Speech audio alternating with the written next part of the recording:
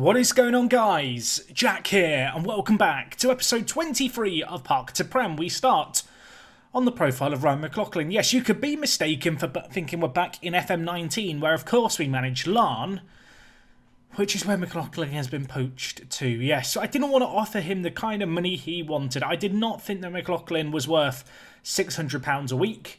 He wasn't happy about it. He's now getting paid £2,000 a week. That is just money that we can't compete with. And well, if our defence was in trouble previously, it's really in trouble now, isn't it? Yes, we talked last episode about how our defence had been pulled apart. McLaughlin was that last part holding the back four together. He's gone, and I've panicked and brought in some replacements. So the replacements, first and foremost, a familiar face, Andy Jackson, a player who, well, you can see here, we had right at the very beginning of this save game. He was then poached by Radcliffe, who he went on to play in the Northern Premier League division for a year with. Didn't have crazy numbers, didn't have terrible numbers, I guess. Last year he played for Scarborough. This year we have signed him from Radcliffe, and well, speaking of Radcliffe, we're taking them on today, and he will probably be starting for us at right back. I've also brought in Akechi Anya. I hope that we don't have to call upon this guy, but good squad depth. In the fullback area, I felt like we were still lacking a little at right back. He brings in some nice experience, if nothing else. He's already announced that he's going to retire at the end of the year. But yeah, a relatively risk-free transfer, but hopefully one that will pay off for us should we need to call upon him. So in terms of the squad, yeah, Andy Jackson is good, and we're all fit, and we're raring to go for today's game. In the league, as you can see, it's the end of August, so it's been less than a month. It's been hectic, though. 7 games played across the competition, and actually the FA Cup as well, since you were last here. A 0-0 draw against Stafford Rangers started things off. They're predicted to finish 4th in the league. A bore draw, not particularly exciting, but it was an okay result, I guess. The next result really wasn't, though. Gainsborough Trinity getting a 2-1 win against us. And, well, we opened up the scoring through Alex Bradley, the young Finn, with a decent little effort. And then the game turned on its head, courtesy of 2 absolute bullets from range from Gainsborough. In truth, I felt very, very unfortunate to lose this game. 2 exceptional efforts. The first, the keeper did get a hand to. The second, in the 92nd minute. I don't think we can blame Harker for. It was a crazy, crazy long shot. And that was a little disappointing, I guess, to concede 2 long shots in that nature. Luckily for us, since then, we've bounced back to well, and having only won one of our first 3, we've gone on to win all of our last 4 games, and that started off with results against Bamber Bridge. 1-0 this one finished, Leighton Stewart with the goal. If I'm not mistaken, I feel like Charlie Wellens got the assist here, and he really battled away for it out on the left-hand side. Eventually, the ball came across to Stewart, and he took that opportunity and gave us a much-needed win. We then took on Grantham Town, a 3-1 win there. You can see Kumwenda with a goal, Stewart with another, and Rodri with another. He's getting on the score sheet occasionally, isn't he, is Rodri? We then took on Horsham YMCA in the FA Cup second preliminary round. 9-0, a club record win. Our previous record was 7-0. Not going to show the highlights for this because we've not got all day, but Josh Harrison with a hat-trick was a particular highlight. Kumwenda also got a highlight. He got highlights, but he also got a hat-trick. They've argued over the match ball. I've given it to Josh. Kumwenda's got enough match balls in his collection, but good to see him turn up the heat and actually put in a good performance because you can see in the league, Josh really has struggled again this year. A little bit of food for thought, perhaps. We then took on Lancaster. A 2-0 win away from home was lovely. Henry Kumwenda proving that he can do it at this level. 2 really, really nice finishes. The second, an uncharacteristic header. Don't really think of Kumwenda as a big target man type, but in a game that was devoid of a lot of quality, he was the difference maker. And yeah, another win for us was obviously superb. And last but not least, we took on Marine, a 3-2 win there. Jermaine Anderson, Akeem Rose and Voltman with the goals. You'll notice a weird selection of goal scorers, in truth. The game was fairly comfortable, and the starting 11 that we had is this starting 11 you can see on the right-hand side. I had to play a fully rotated 11. Our squad is exhausted. I mean, you can see how relentless this schedule has been. We've been playing a game midweek and every weekend all month, and it kind of caught up with us. I needed to give us a rest. We got the results, and yeah, we take on Radcliffe today, who are currently in 4th. You can see they are the only team in the league yet to lose a game. They have drawn 4 out of 8, so I guess they're not completely unbeatable. Meanwhile, Morpeth sit top of the league but have played a game extra, and it's ourselves and Gateshead currently locked horns in second and third place with the exact same record. They are ahead of us by virtue of the fact they have slightly better goal difference. You can see, looking at the goal scoring charts, it feels weird not to see one of our own players, but Henry Kumwenda is at least top of the average ratings. He is also our club top goal scorer with 4 goals in the league so far this year. And well, besides the departure of McLaughlin and the signings of Jackson and Anya, it's not been too eventful a month, really. Obviously, good to go on a run in the FA Cup. I would love us to go on a run there. We've now been drawn against Bonaldswick. I'm not going to pretend I know where this team are, but I feel like this is a game that we should be winning. They play in the county leagues, which is where we were playing a couple of years ago now. So that should be very winnable. And obviously off the back of the 9-0 win, expectations are high. If we just look at our club on the whole, highest average rating right now is Jermaine Anderson because he's played 1 game. I feel like we can't let him have that. The other player playing really well, Kumwenda. Jackson had a great debut and he's got an assist already and, well, 2 appearances to his name. He's going to be playing against his former club today. Leighton Stewart as well, 3 assists, 5 goals. And actually, looking at the assists, last year we were struggling a little bit for them, but it's been a bit of a team effort so far. You can see a decent number of players who have chipped in. I think 13 players in total have assists so far. And it's looking relatively good. I don't want to speak too soon. Defensively, we're not impenetrable, but 3 clean sheets in the league in 8 games isn't, completely garbage.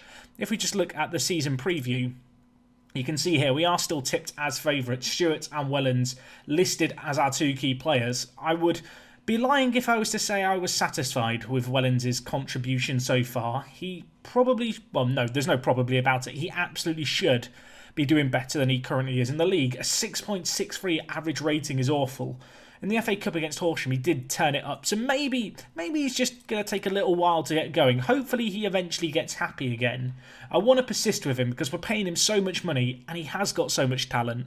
I feel like maybe it's just a case of giving him some time to adapt, to his new wide midfield position. Although you can see here, I'm experimenting with playing Harrison on the left.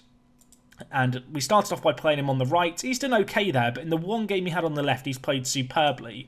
Meanwhile, Wellens can play on the left or right. I know he's right-footed, so playing him as an inverted winger out on the right might not be ideal, but I feel like it's worth giving a chance. And he had an above-average performance last time he played there. So, yeah, a little bit of tinkering going on. The rest of the team remains largely unchanged. I will say Rodri and Parks in the centre. They're quickly becoming firm favourites of mine. Rodri, superb defender, good going forward. Absolute nutcase at the back though. Occasionally he's given me minor heart attacks giving the ball away. I think it might be the goatee. And Parks alongside him, a more vanilla character, I feel like, by comparison. But so far for him, 7 appearances, a 6.98 average rating. A little bit of an adapting period for the former Hull man. But so far, they look like they're doing okay. I feel like when you have an 18-year-old and a 19-year-old at centre-back, you can't necessarily feel comfortable, but they're doing the business for us. And Midgley at left back, his determination's dropped a little, but he's actually was at one point, I'm not sure if he still is, in the Media Dream 11. He's been doing absolute bits for us out at left back, not necessarily putting in the craziest of performances, but more solid than I was necessarily expecting. I feel like the bar with my defence has been set lower and lower and lower, as, Mr. International's been poached, Skerritt's been poached, McLaughlin's been poached, James Norris has been poached. I mean, we lost Jarosz as well in January last year. The whole defence is kind of a little all over the place still. I'm not 100% happy with it. When I look through our team, I actually look at the midfield and attack and go, yes, this is a midfield and attack that could probably do the business in this league and also in the Vanarama National North. The defence I look at and I go, there's some youngsters there, there's some players with some real potential there. Do I actually back them to get a result today? And that's where the big question mark kind of comes into it. But anyway, we're taking on Radcliffe. We're at home. I feel like we should be favourites for this game. It is 3rd versus 4th, though, so a massive game in the context of the season. They're currently unbeaten, so they're not going to be pushovers. We do have a game in hand on them, though, so that's perhaps worth considering. We should be winning this, and while Kumwenda, 5 minutes in, he's got injured, and now I have a choice of Voltman or Akeem Rose. Who do I want to bring in? Let's just have a quick look at the comparison here. So, on the balance of it, I'd say Rose is a bit more well-rounded, whereas Voltman is your kind of typical poacher, I feel like, at this level. Statistically, who's been doing the best? Who has been doing the... I mean, I'm going to go with Voltman because I'm not giving him as many chances, but he's still done a lot enough to give him a chance. We'll see what he can do. He's probably better suited as the poacher as well. We will hope that for young Henry Kumwenda, our club captain in the absence of Sonny Best in the match team, that is nothing too serious. But that is a little bit of a cause for concern for our star man. He has been the player with the highest average rating in the league. He's been banging in the goals for us.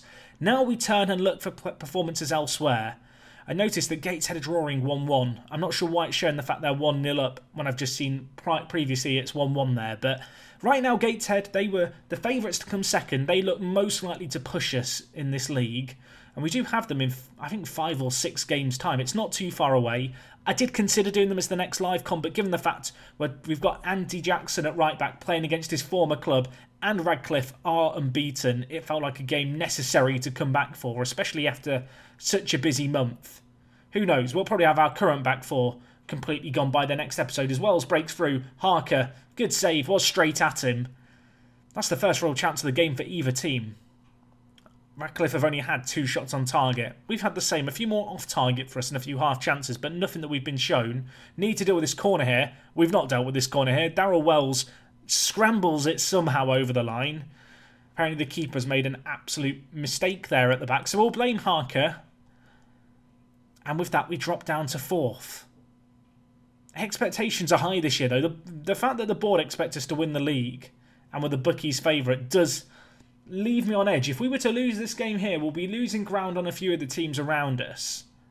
And it would perhaps put even more, I guess, importance on the next game that we have in terms of next game against a big team in Gateshead. They are a side that I'm a little wary of. They have real quality in their ranks, and they also have a wage budget 3 times larger than ours. I was looking at kind of teams' wage spends. We are by no means the big spenders in this league, despite being big favourites. Charlie Wellens has had another poor performance, so I'm going to bring in Devontae, Aaron, Sabia. Leighton Stewart's not been a good performance, so you know what? Double change. Akeem Rose, come on down. Get on the pitch. Akeem Rose and Voltman scored a few goals between them in our last game where we played them both. We'll hope that they can repeat things here, although time is just trickling away here. I probably need to make some tactical changes. Thing is, I can't do that much more to make us more attacking. I guess it's a case of telling the inverted wingers, get forward a little bit more. Maybe telling Warrington, who...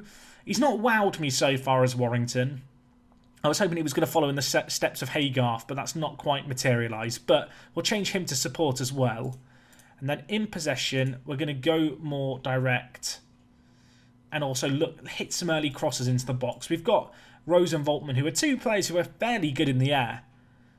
But there is not a great deal of time here. 10 minutes left, and we're lumping the ball forward like that. They intercept it. Rodri reads the play and gets it forward to Voltman. What can he do now? Threads it through to Akeem Rose. Finish that, Akeem. Kicks it straight at the keeper's legs.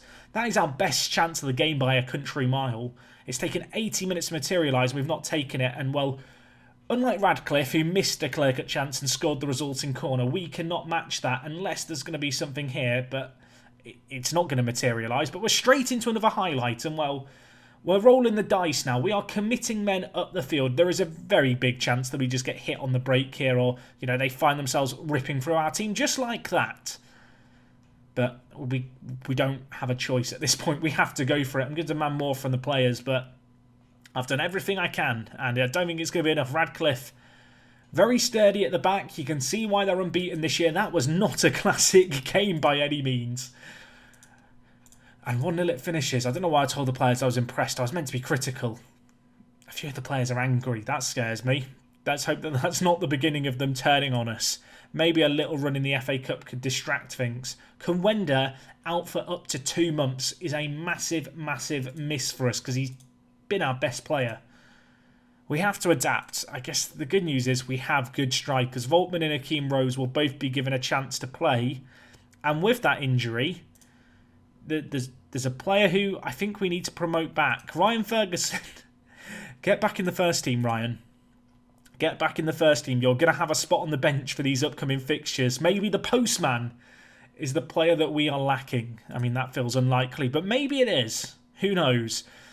Anyway, before we go, let's have a quick look at the team detailed stats. This is something that I've not really looked at because for the longest while we've just been the biggest team in the league. But this is the first year where really when you look around us, you have to say yes, we are predicted to win the league, but actually we're not going quite as well as some of the teams around us. So in terms of salary per year, this is the salary per year. Ours currently sits at £104,000. So that is significantly lower than a lot of the teams around us. You can see so many teams have insecure finances in this division. Transfer spend? Well, no one has spent any money. I don't know what I was expecting. Lowest attendance is 90 for Billingham. We are joint second to last with Lancaster. Highest attendance, Blythe Spartans are getting 1,000 fans a game. You look at these teams towards the top and how many fans they're getting, and then compare it to our measly 162 highest attendance. That's a concern, isn't it? Average attendance by capacity. It'd be fair to say the fans aren't flocking to see us play. And obviously that's a big difference between our team and other teams. You can see here, we have the most chances created. We're just not taking them. So I feel like it's, maybe a case of getting our shooting boots on, being more clinical. You can see we do have a game in hand. If we were to win that, we could leapfrog Radcliffe and Blythe Spartans into third place. But Gateshead, well, you'd expect them now to go top of the table. They are very, very good. I was looking at Todd Drennan for them, who is their best player by a mile. He's 19 years old, started at the club. Look how good this guy is for a player at our level. Let's just compare him to Kumwenda for a bit of a comparison. I mean, there's the difference between Gateshead star striker and ours. I actually, and maybe you guys can tell me if I'm talking poppycock here, but I don't feel like we should be favourites to win this league this year. I think Gateshead have 3 times more wages per week. But somehow we find ourselves here, which I find a little odd. David Connolly for us is apparently in the Media Dream 11. Maybe I need to play him a little bit more. This guy is currently our second choice right back. He's not really a centre-back though, is he, Media? 6 heading, 8 jumping. I feel like they've not seen him play much. When he has played, you can see he's played 3 games for us. He's played right back. Rotation has been a big thing. I think that's represented in the fact that so many players have played at least 1 game this year. There's probably a few players here who I need to be giving second opportunities to as the kind of opportunities present themselves. And I think they certainly will over the next month, because the fixture congestion all the way through till the end of October is a little bit mad. But anyway, guys, I've rambled on for long enough today. Hopefully you have enjoyed it as always. I will apologise on behalf of myself, the players, for what was a boring game against Radcliffe. Hopefully it can step up from there. That does halt some initial momentum that we were getting. You can see we have Gateshead in 4 games' time. I might come back for that and maybe do a live com double header if another game lines up nicely. I don't know when the next FA Cup round is going to be, so these fixtures could still get moved around a little. We'll play it as things go. I think Gateshead would be a good point to come back for, because it could end up being the kind of game that makes or breaks our season. Can we maintain our gap to the teams at the top, or are we going to be more focused on a playoff battle this year? Because there's some very good teams in this league this year, and it's going to be competitive to get top 5. But anyway, guys, that's going to wrap up everything from me today. Thank you for watching. Drop a like on today's video if you've enjoyed, and I will see you guys soon. It is me, Jack, and I'm out.